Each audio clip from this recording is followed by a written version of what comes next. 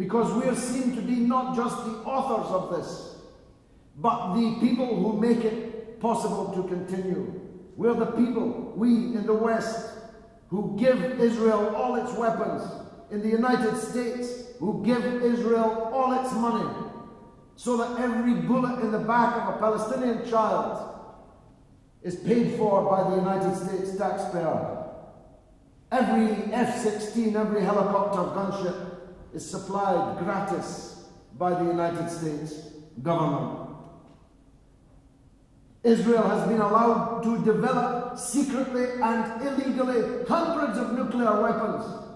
We're being marched towards a war with Iran, which doesn't have any nuclear weapons, and which is a signatory of the Non-Proliferation Treaty, is a signatory of all the legal frameworks over the possession, prohibiting the proliferation and possession of nuclear weapons.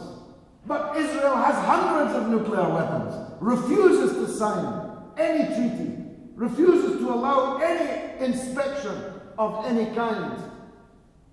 Yet we punish Iran and threaten Iran with war for not having nuclear weapons, whilst endlessly reward Israel for its secret possession of nuclear weapons.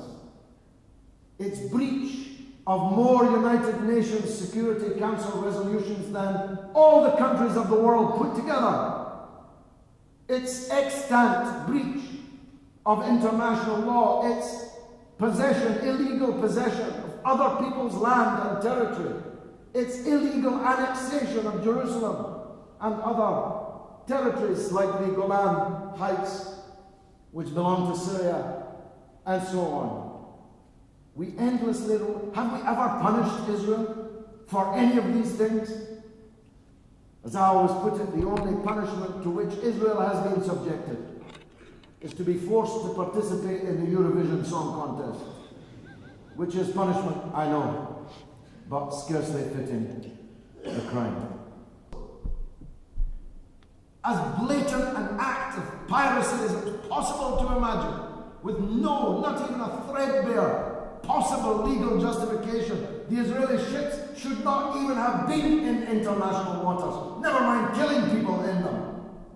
Did anyone threaten to punish? Can you imagine if Iran had boarded a ship in international waters filled with foreign aid workers, killed 9 of them, wounded dozens of them, kidnapped hundreds of them, stole all of them? We'd already be at war with Iran. But Israel was allowed to do this and get away with it. And we relied for all these decades, in order to get away with this policy, on the existence of corrupt kings and puppet presidents ruling the Arab world almost without exception from one end to the other. Britain is threatening, David Cameron is threatening military action against Gaddafi, when until 3 weeks ago, Gaddafi's army was being trained at Sandhurst and his special forces being trained at Hereford by the same SAS who will presumably be sent in to fight them. I mean, you couldn't make it up. The weapons that Gaddafi is using on the Libyan masses now were given to him, sold to him by Britain, the same British government that's now clucking about this dictatorship. The London School of Economics put their hand out and gobbled up the millions that Gaddafi promised them and gave them a PhD in return. How's that for academic independence?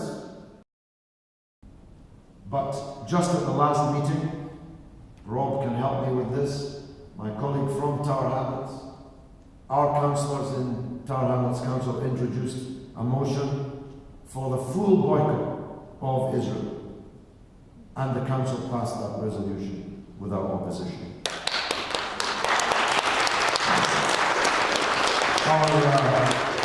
Our councillor, indeed our leader, Salma, the Respect Council leader in Birmingham, introduced a similar resolution to the Birmingham City Council, one of the biggest local authorities in the whole world, and Birmingham also passed that resolution and has achieved boycott of the state of Israel. So there are many things, both positive and negative, that we can do. It ought to be as completely unacceptable today to deal with the apartheid state of Israel in any way as it was to deal with the apartheid state of South Africa in the past. Nobody should buy anything from that apartheid state. No one should visit it. No one should treat with it in any form, neither universities or any other form of the apartheid state should be recognized and dealt with. Even I, for example, in all these years, I've never dealt with the Israeli media at all. I don't recognize them. I don't recognize their state. I don't recognize their system. And I don't want to deal with their journalists as if I did. I refuse to deal with them. There are ways that we can join the boycott campaign. There are ways that we can push for disinvestment. I don't know if Glasgow University or Strathclyde, where I'm speaking this evening, have any investments in any companies that are integral to the maintenance of that apartheid state, but if they do, the students should agitate for an end to that investment.